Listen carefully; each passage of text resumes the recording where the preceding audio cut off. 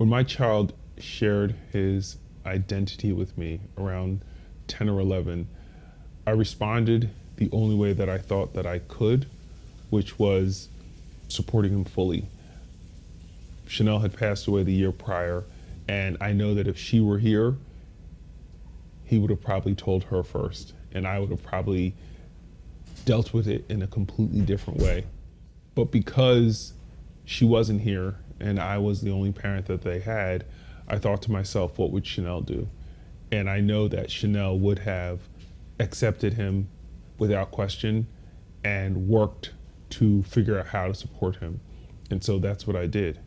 I didn't know anything about anything. I didn't know what he was saying. I didn't know what he was talking about. As soon as he knew that I loved him and I supported him and I didn't have a problem with him, I hugged him, I told him I loved him, I walked out of the room and I immediately jumped on Google to try to figure out what I had just heard.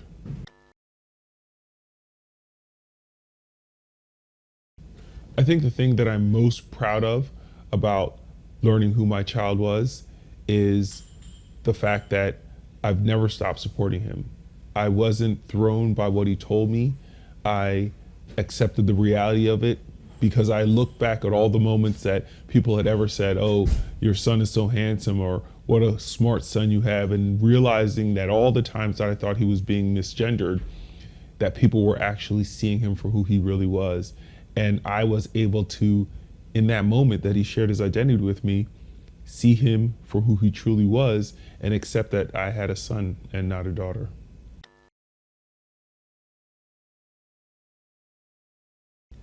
There's a couple of things I would have changed about my response to learning who Hobbs was. And the first was some of the dumb questions that I asked him.